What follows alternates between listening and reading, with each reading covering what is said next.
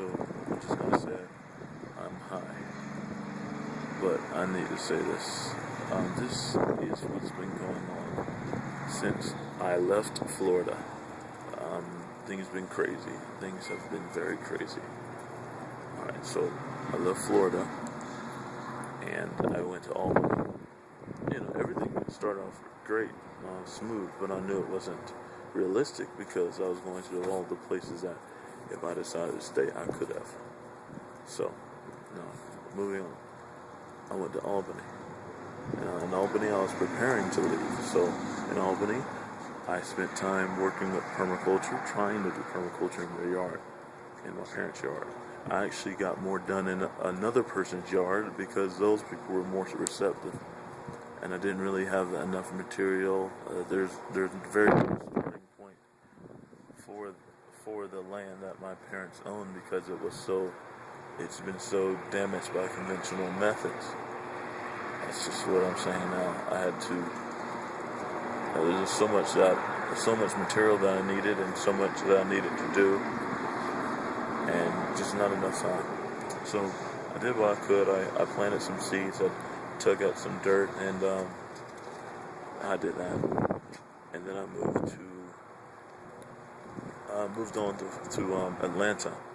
I caught a ride to Atlanta. How did I get to Atlanta? Oh, I drove my car to Atlanta. I remember. I drove my car to Atlanta. At first, I was going to leave my car at the house in Albany, but I found out that there was no other way for me to get there at the time with the little amount of funds I had. So I went to Atlanta in my car, and I stayed at my best friend's house. My best friend, who was engaged and living with his fiancée, was a great host. I got to look at their house, and it was a great house. The only problem is that they have a lot of conventional methods done in their yard too. Well, not a lot, just at least the most important thing is they had the Roundup. My best friend put Roundup all over the ground, and that messed up everything and my intentions. Also, I wanted to mulch more, but just didn't have the material. So I just stopped. I said whatever I could. I was still getting a feel of what I really wanted to do. Even at this moment, I don't know. But I know I want to help. I know I want to brainstorm with people at least, But what am I going to do in people's yards? How am I going to do that? How much time am I going to spend in each yard? How am I going to do it? And, a lot of other stuff. So I went over to a friend's house, and I told them a lot of stuff that I learned from my friend Alex and Val and Eli. And I turned them on to permaculture. One of my friend was very interested in the concept. He looked it up and couldn't stop talking to me about it. It was great. But I didn't get to do much.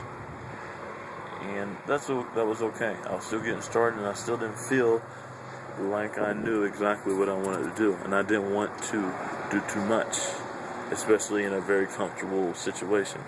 And my house in Albany was, and my friend's house in Atlanta was.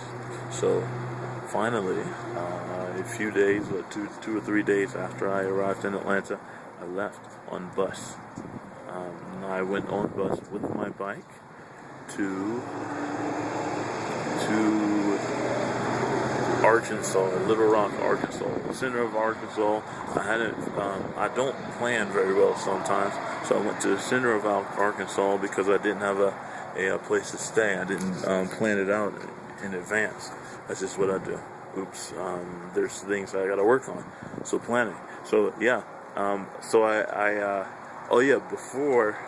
Before I left, I should tell you the feeling. When I finally was dropped off at the Greyhound, it was weird feeling and realizing that I was on my own. It was all or nothing. It was all me and my decisions.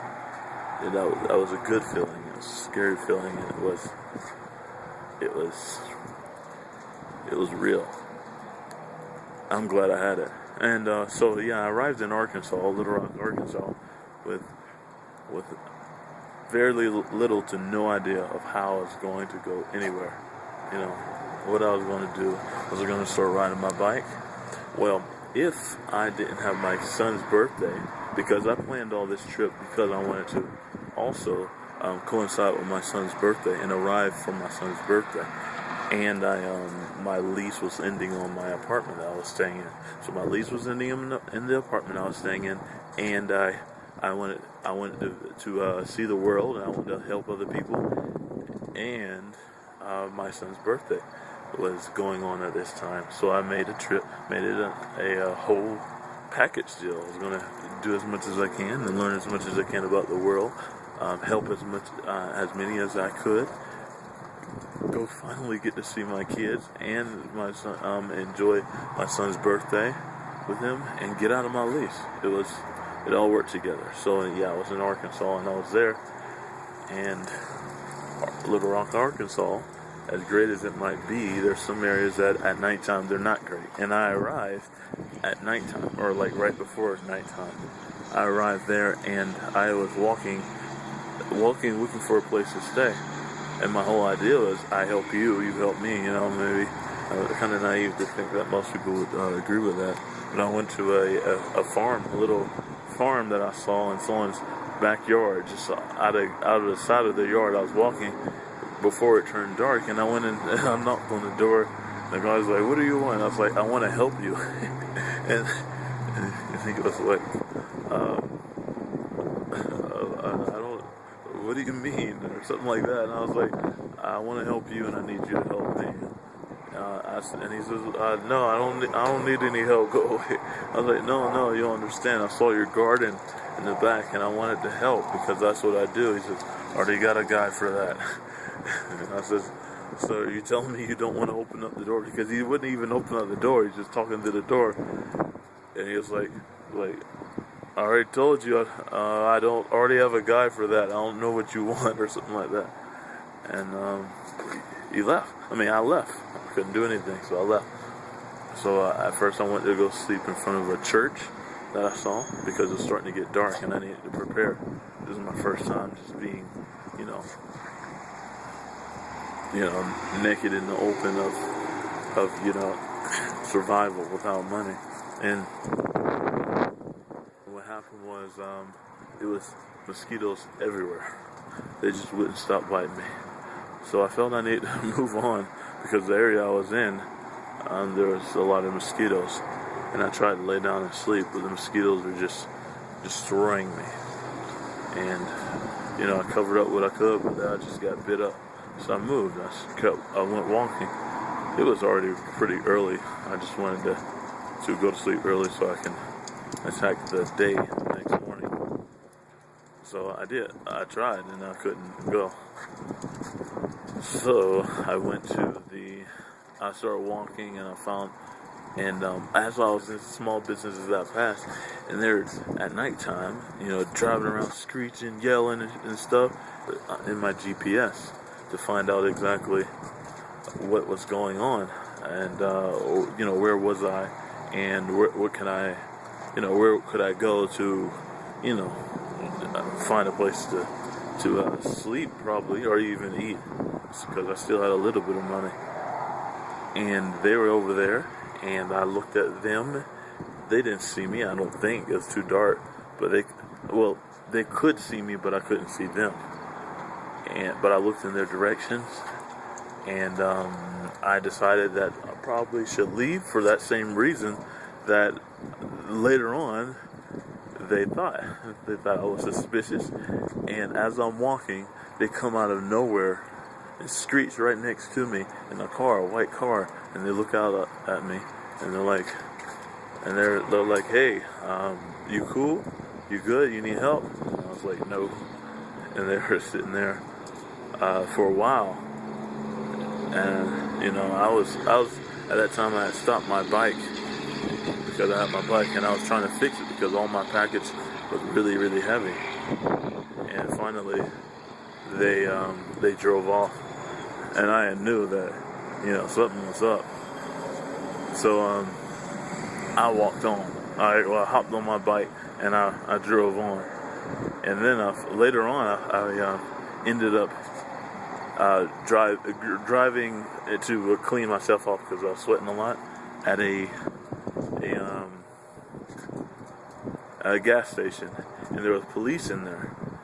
And I went in there, and the police were like, "Oh, I talked to the police, because I was curious about the neighborhood. I knew that I wanted to go west, but I knew that I probably was going to stay that night.